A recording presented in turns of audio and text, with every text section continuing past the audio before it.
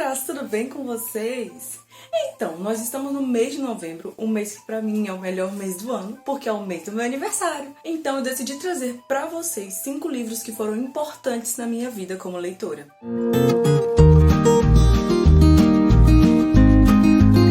Muitas pessoas perguntam como foi minha vida de leitura. Mas, começando do começo, eu sempre gostei muito de ler. Eu sempre fui uma criança muito leitora, eu lia aquelas placas e tudo, comecei a ler muito cedo. Mas não lia livros, assim, didáticos, apesar de que eu amava literatura e eu amava redação, português e tudo isso. Eu lembro muito que eu cheguei a ler alguns livros na primeira adolescência, sabe, pré-adolescência, mas eu não lembro muito da história e isso foi desengatilhado agora porque eu vi a imagem desse livro, que foram os livros As Poderosas. Vocês lembram dessa capa desses livros? Pois é, eu lembro que eu cheguei a ler alguns livros da saga, mas eu não lembro do que trata e assim, confesso que pra mim não foi um divisor de águas, então eu tenho que narrar desde o começo. Antes de As Poderosas, eu também já tinha lido outras coisas, outros livros, aqueles livretinhos mais finos, e eu acho que realmente é o livro pro público da época. Assim como foi Diário de um Banana pra geração seguinte, que muita gente lia também, e As Poderosas teve esse significado de eu lembrar do que acontecia. Tinha outros livros que eu lia, que eram com a capa vermelha, que era como se fosse a primeira vez, como foi o primeiro beijo, alguma coisa assim. Enfim, uns livros gerais que não marcaram minha vida, mas eu lembro de tê-los lidos, por vontade própria. E aí que as coisas na minha vida se bagunçam um pouco. Do primeiro ano pro segundo ano, eu sou bem nova, gente. Eu tenho 22, estou fazendo 25 esse mês. Mas eu lembro que quando eu tava no primeiro ano eu tinha 13 anos e eu fiz 14 no final do ano. E no segundo ano eu tinha 14 e eu fiz 15. Então as histórias meio que se bagunçam nessa época da minha vida com a ordem dos fatos que aconteceram. Mas eu vou começar do começo. E eu decidi trazer um livro que eu lembro de ter lido no primeiro ano como um paradidático.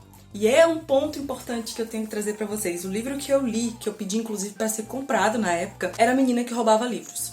Eu devo confessar que meu primo hoje estuda na mesma escola que eu estudei e eles simplesmente não botam eles pra lerem os livros. E eu fiquei chateada quando eu soube disso, na prova de literatura. E aí eu lembro que eu li A Menina que Roubava Livros, tanto que meu livro, ó, tem a quebrazinha da lombar. Eu li esse livro na época. E vamos lá, não é um livro fácil, não é um livro tranquilo para um adolescente ler, não é um livro que o adolescente vai ter essa vontade, esse tesão de fazer essa leitura. Porque eu acho que é um livro mais histórico, tem uma escrita mais densa, o conhecimento aplicado nele é um conhecimento geral, assim, tem muitas palavras difíceis porque parte do livro também tem palavras em alemão, a gente aprende inclusive a xingar de porco em alemão. Mas a questão, quando eu li A Menina que Roubava Livros, obrigatoriamente, como paradidático, eu não gostei do livro.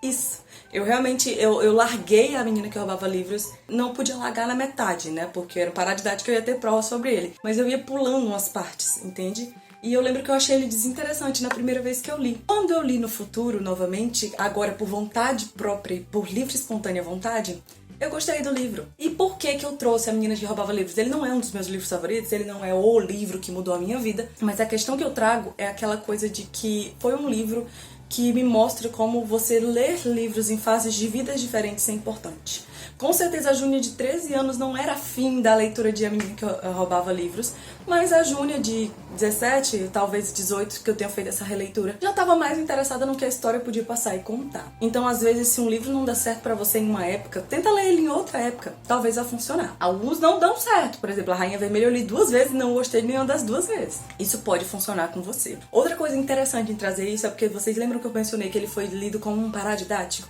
Pois é, gente, quando a gente tá fazendo uma coisa obrigada, não tem graça, não tem gosto. Então tudo que eu queria nas escolas é que botassem uns Percy Jackson pra gente aprender mitologia, e tem muita coisa pra ser aprendida na escrita.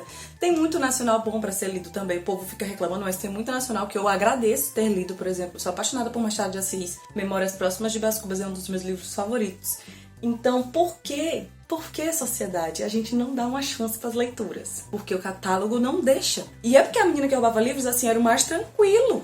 Eu lembro quando eu li o Curtiço é muito ruim. A escrita é muito grotesca, você se sente ruim lendo, sabe? Você sente a energia, a sujeira do Curtiço. E é a ideia que o autor tá tentando passar. Mas você vai botar isso pro adolescente ler, ele não vai querer ler mais nada.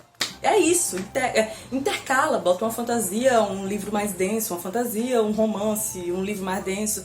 Mas tem muito livro bom. Eu sou apaixonada por Senhora, Iracema, além de todos os outros internacionais que também foram colocados por ali. Eu tenho que agradecer ao meu professor, AJ. E falando nele, eu vou bagunçar a ordem dos acontecimentos para contar para vocês outro livro.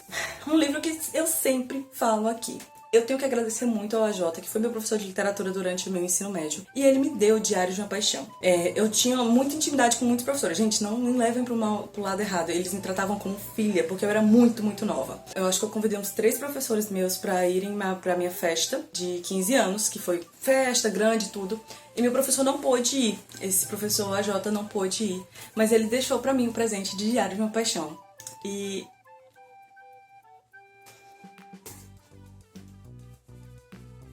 eu não sei se eu estaria fazendo o que eu faço hoje se não fosse por Diário de uma Paixão.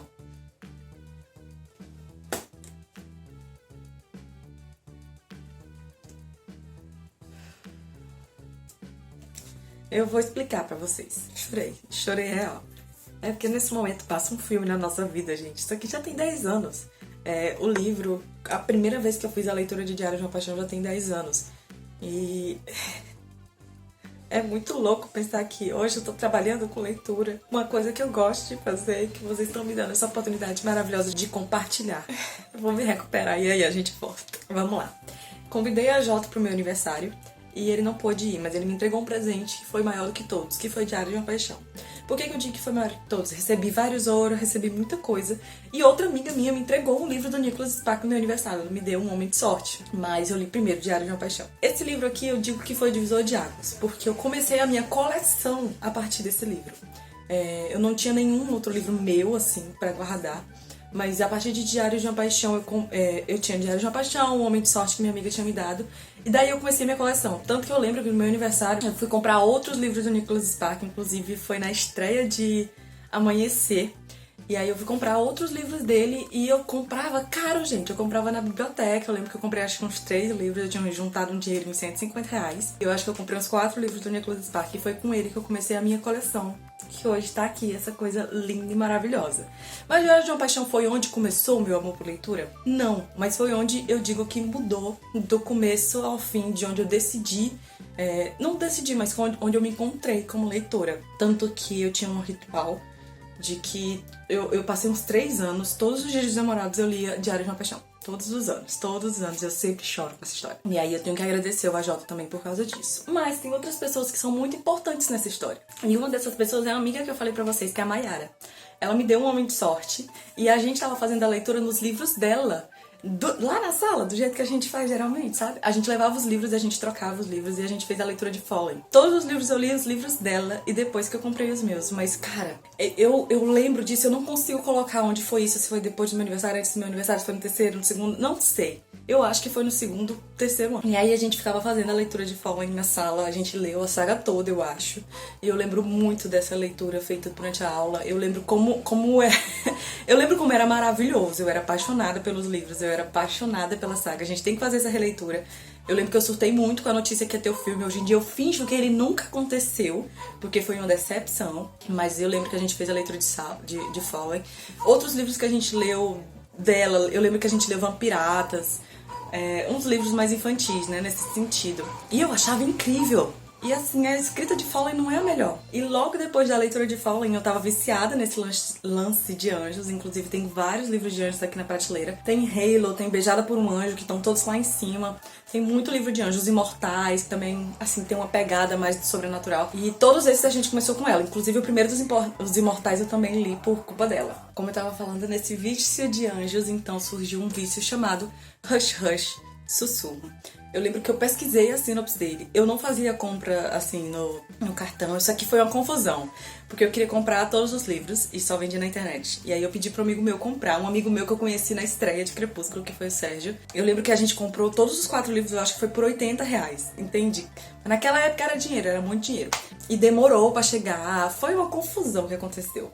Mas a questão é que eu tenho Saga hoje. A gente tá fazendo a releitura do livro em voz alta. E é emocionante eu voltar esses anos pra poder experimentar a mesma sensação que eu tive quando eu li a primeira vez e agora acompanhada com vocês. Então eu tenho que agradecer muito ao Pet, porque ele foi um dos meus primeiros crushes literários, um dos meus primeiros amores. Aqui que começou meu desvio de caráter, aqui que começou. Porque tinha um vício que aconteceu no segundo ano também. Gente, eu li muito no segundo ano, mas eu não lembro de tudo, porque eu não escrevi ainda quais eram os livros que eu lia. Teve um vício que era febre nessa época. que eu já falei pra vocês, que é a saga das sagas, assim, do início, que foi Crepúsculo. Como que começou a minha história com Crepúsculo? Meu irmão comprou um DVD pirata pra gente assistir e eu acho que era Crepúsculo. E tava em preto e branco, tava todo defeituoso, mas eu adorei a história.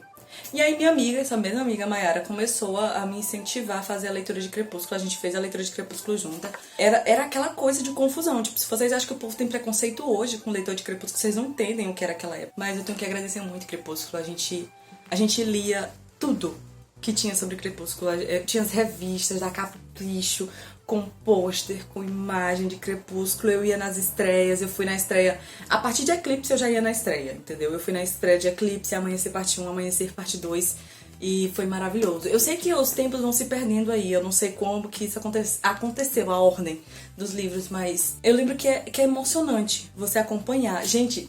Hoje vocês compram a cadeira no cinema maravilhoso. Antes eu tinha que chegar às 6 horas da manhã pra ficar na fila pra comprar, pra quando o shopping abrisse 10 horas, eu comprar o ingresso pra conseguir assistir 2 horas da tarde, se eu conseguisse a primeira sessão. Senão eu só ia assistir 8 horas da noite.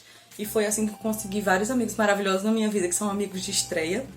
E Crepúsculo, a gente lia tudo o que tinha. Vocês acham que eu gosto de Crepúsculo? Eu acho que eu prefiro a fanfics do que as sagas. É capaz de eu ter lido 50 tons na época, sem nem ter lançado ainda, mas realmente era muita fanfic, tinha muita história, tinha muita coisa de Crepúsculo, a gente lia muito.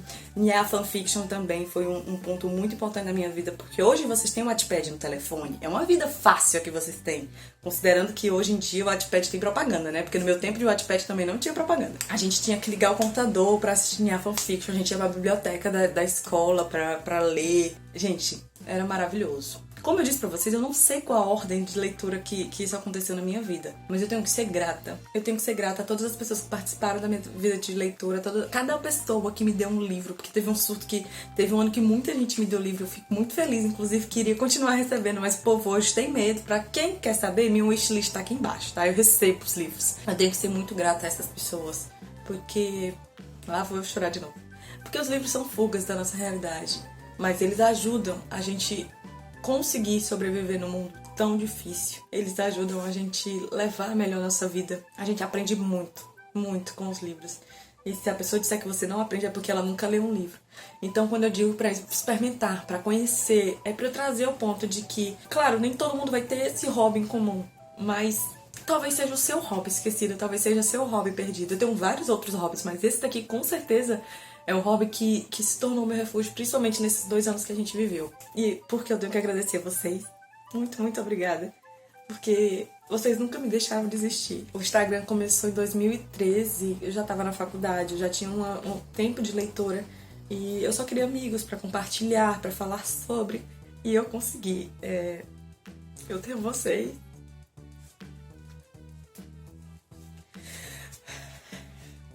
E eu sei que eu posso contar com vocês sempre que as coisas estiverem difíceis. Muito obrigada por vocês terem mudado a minha vida. Então não se esqueça de ver os próximos vídeos. Tem muita coisa por aqui. Beijinhos e até a próxima.